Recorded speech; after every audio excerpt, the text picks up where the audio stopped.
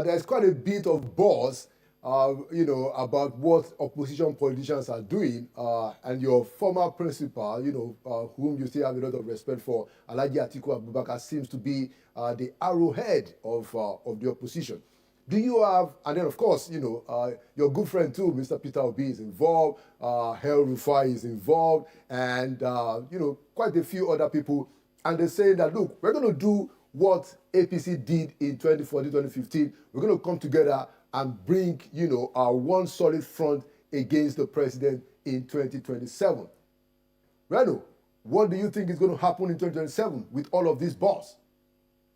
The reason why Peter Obi was able to command some kind of following in 2023 is because you had three major Muslim candidates. Asibaji Bola Ahmed Tinubu, Waziri Atiku Abubakar, and Alhaji Rabi Musa Kwankwaso.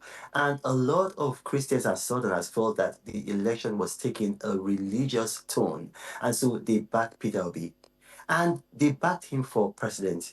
Now, what we're seeing with the coalition is that Peter Obi has been offered a vice presidential slot, and that there might be just one term presidency going to the north. That's their configuration.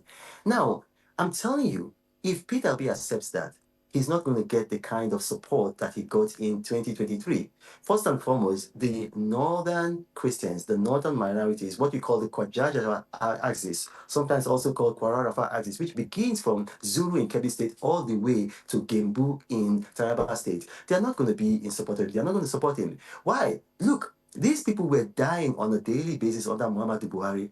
A lot of these people, the first time they've been able to return to their villages is when Bola Tinubu became president and appointed Malam Nuhu Ribadu, who is our best national security ever, if you look at the achievements that he has garnered. So these people are not going to now vote for somebody who might make their things go back. So Peter Obi is just going to lose that. Now, if you talk about Malam Nasir El-Rufai, now Malam Nasir El-Rufai was an incumbent governor. He was not able to deliver his own state. He lost almost all of the House of Representatives seats to the PDP. The man has too many things he's contending with that he's not, in fact, he's just going to be a spent force. He's not going to be able to deliver anything to the coalition. As for Waziri Atiku Abubakar, because of my previous relationship with him, I'm not going to analyze him. I will respect him. This is a man who I mean, we did not have any quarrel. I spoke to him and I told him, look, I'm going to be supporting Asiwaju Bola Ahmed Tinubu because I believe that the things that we said we were going to do during the election, during the campaigns, the man is doing them and he's doing them well, just as good as we would have done them. So because of that, I'm going to support him. So there was no acrimony between myself and Waziri Atiku Abubakar, and the man has been good to me. May God not forgive me if I turn around and I bite a finger that has once been very good to me. So I'm not going to analyze it.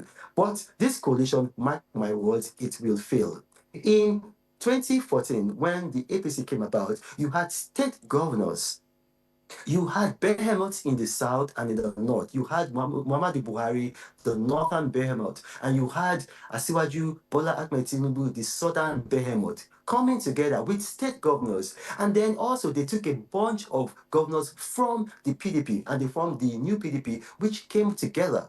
You're not seeing this here. As a matter of fact, what you're seeing is the reverse. APC governors are with President Bola Ahmed Tinubu, and then PDP governors have come out to say they are also with him. I mean, I'm sure you've read that. They've held meetings, they said, look, they are with him. PDP governors in the southeast, PDP governors in the north, PDP governors in other parts of Nigeria. So what we are seeing right now is just a shadow of what happened in 2014, and that coalition is going to fall up. So, what about if, in the unlikely instance, which is what some of the obedient people have been saying behind the scene, that Atiku concedes to have Peter Obi at the head of the ticket? What do you think about that? It's not going to happen. I know that for a fact that Waziri Atiku Abubakar is not going to concede. I mean, these obedience, they tend to be delusional. They tend to believe their wishes. I mean, to a large extent, it's very very easy to cajole them to believe things that ordinarily they would not have believed if they were using their senses. Reno Omokri has come back again, auditioning for his next position under Bola Tinubu. Most Nigerians that would say at least say that anyway. So do you agree with what Reno is saying? First of all, that Peter Obi only won because of the 2023 election became more of a religious battle rather than a value of vote, or the vote of value rather, or policy. Is saying that the reason why it got so many votes are because of Nigerians got tired of these Muslim ticket, and they got Atiku Abubakar. So that's why Peter Obi was able to gather that amount of vote. Do you also agree with him that El-Rufai does not have any electoral value? It's toxic because he's saying El-Rufai lost Kaduna State, and he's going through some turbulent processes in Kaduna right now, so he has no electoral value. And that for Obidients are delusional. They don't use their senses, and they're easily cajoled by whatever comes and the next shining star in front of them. Do you agree with all of Reno's Omokri's analysis of the coalition of Peter Obi? The same Reno Omokri who was praised and dancing for Peter Obi one time now becomes, an antagonist against Peter Obi. Do you agree with that? All right, but let's break this thing down. And if you're meeting this for the first time, please like, share, and subscribe. And if you've been following us and you've not done so, please do so. But watch this to the end. First of all, let's start with El-Rufai. Does this still have any electoral value? Is that the reason why Bola Tinubu pushed him, just realizing that if you lost your state and you didn't help me win your state, that means that, you lost your state in most cases, then you don't have any values. I can do away with you. Do you also believe that Atiku will not sit on the bench and sit on the sideline and take the statesman's role and say, I don't have the strength, I don't have the vote from the people to become the next president, so why don't I just support Peter Obi? But do you also agree with him that the obedient movement, they're being, delusional? When they look at situation, they're not analyzing them properly, and that they're easily cajoled by the next shining star in front of them. That's why they're following Peter Obi. And that Peter Obi, first of all, in 2023, only won that amount of votes as given to him by INEC because of Nigerians didn't want the Muslim ticket. But also, should Peter Obi go for the vice president one-time ticket role like Atiku is offering? And who says that if Atiku offered that one-time role, he wouldn't actually renege on it anyway? So do you agree with Reno Omokri on all of these fronts? Or do you just think that Reno Omokri is actually auditioning for his next position under the Bola Tinubu administration? The reports rumoring that he's doing that already anyway. So he's taking every media opportunity he has to talk and campaign to be brought into the Bola Tinubu administration. Because Nigerians believe that he's looking for his next bread. Whoever gives him money, that's what he's going to go for. The same Reno Omokri that went to Chicago State University or wherever to say, look at drug lord Bola Tinubu, he forged his result, and now the next time he comes back and say he's a fantastic accountant. What do you think? Because the most logical thing to think about this coalition is to say, we already have a front-running candidate that Nigerians really buy into.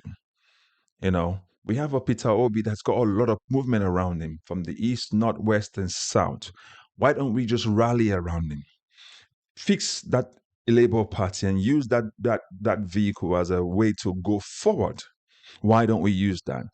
And get somebody to rally behind him as his VP, somebody that can also pull in more vote maybe from the northern side. Because elections about votes, about numbers. So you can rally people around this guy who's already gotten the credibility. Because if you look at all of them, it seems to Peter Obi, it seems to be the one with the most credibility, less baggage of corruption and the likes surrounding him compared to Bola Tinubu or Shetima or Atiku Abubakar. He's got the vote, he's got the numbers, he's got the intelligence.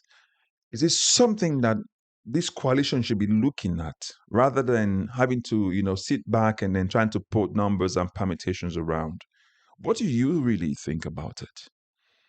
Because the most logical thing is the most logical thing you should do, which is to say, Peter Obi's got the number. Peter Obi's got the pursuit. He's got the people behind him. There's likability for him. Because there's one thing about elections, it's about likability.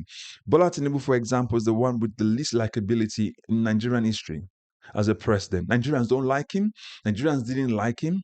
And Nigerians, I don't think, will even look at liking him after the next 2027 election anyway as president.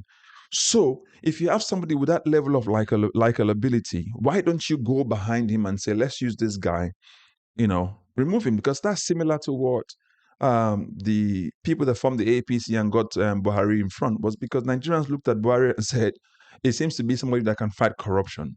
So Nigerians went for him because of the corruption level that was happening with the Jonathan administration. You can do exactly the similar stuff with Peter Obi. And let the hustle. This idea of one-time president power needs to go to the north, needs to be jettisoned. You need to get these guys out of the way, first of all, and then we can form a better Nigeria that would move Nigeria forward. Apart from this power rotation that they're talking about, because the power rotation to me does not include the people. It includes the elites who want to jostle power amongst them and be around the corridors of power, rather than intelligence on the aptitude of the person that should be president and their policies and what they believe in. Because our politicians have no policies, they don't have anything they believe in but their pockets. These are some of the things that we need to be discussing and deliberating about. So, but what do you think about all of these? What do you think about Reno Omokri calling Obidients names, Peter Obi names? Because now it is perceived that he's trying to audition for a position with the Tinubu government. He's speaking very, very voraciously and in support of the Bola Tinubu administration. Analytically telling Nigerians Tinubu is doing well. He talks about security. For example, a lot more people have died in Nigeria since Bola Tinubu took over. Between 8,500 to about 12,500 has been estimated to have died in Nigeria since Bola Tinubu. With as the cause of there being banditry and terrorism. But yet it says Nigeria is safe. So if you look at all of these parameters with which they're using to measure the metrics which they use to measure Bola Tinubu's successes, you will think that we're in a different, alternate universe, all of us, different to what the pro Bola Tinubu guys are talking about. So let us know in the comment section what you think. Because Reno seems to think that Peter Obi will not be president, the coalition will fail, Obidients are cajoled and they are delusional, and they believe everything that comes in front of them as the next shining light. Is that what you think? Or you just think that Reno is just being Reno? Reno is just looking for where he's going to get his next bread? Is that what you think? What do you think about El-Rufai and Atiku? What should be their position in this coalition? Put your comments in the comment section. Let's have these deliberations as we normally do on this channel. As always, I'll catch you up in the next video, but make sure you subscribe, like, and share. Bye-bye for now.